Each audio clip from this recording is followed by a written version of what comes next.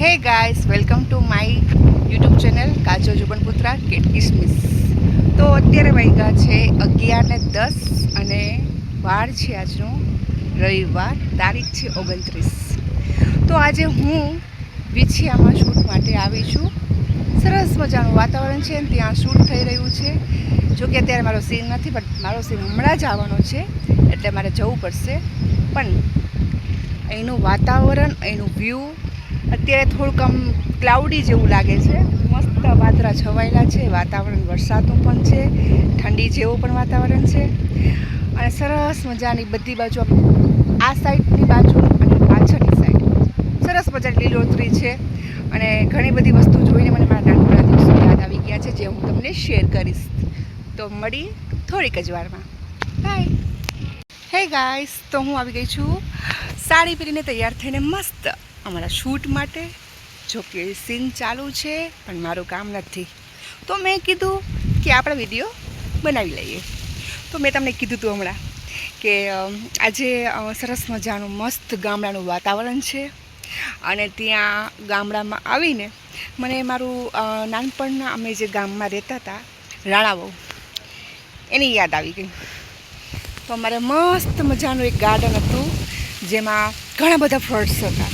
એમાંથી એક આંબાનું ઝાડ હતું, જેમાં કેસર કેરી આવતી.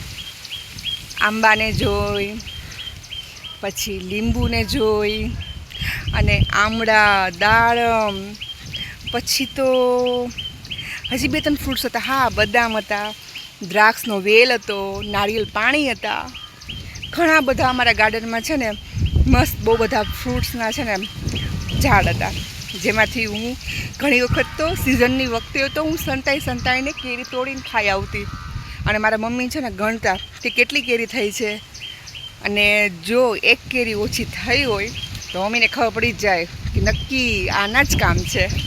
અને ખરેખર મારા જ કામ હોય. તો એવી જ રીતે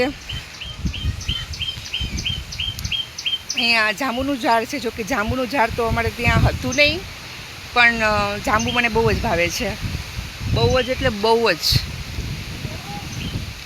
તો અહીંનું વાતાવરણ તમે એટલું મસ્ત વાતાવરણ છે ને, કુદરતી હવા છે. અને અત્યારે ચોમાસું અને શિયાળો અને ઉનાળો ત્રણેય ઋતુ ભેગી થઈ ગઈ છે.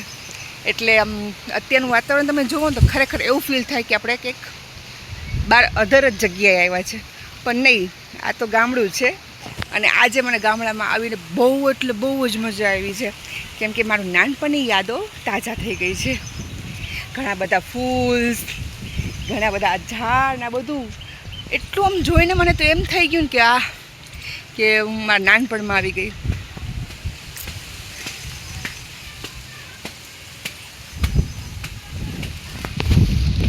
તો ગાઈસ, ઘણી વખત આપણે એવું થતું હોય ને કે આપણે આમ નાનપણની જે વસ્તુ જોઈએ ને, આપણે બહુ જ મજા આવી જાય. નાનપણની કોઈ પણ વાત, મેમરી કંઈ પણ કનેક્ટેડ હોય ને, એટલે આપણે આમ મનમાં, દિલમાં, ચહેરામાં એક અલગ જ ખુશી આવી જાય છે, જે મને આ 2 દિવસના શૂટમાં મને આવી છે. નો ડાઉટ અમારા ગામમાં આ ટાઈપનું ઘર તો નહોતું, થોડુંક આમ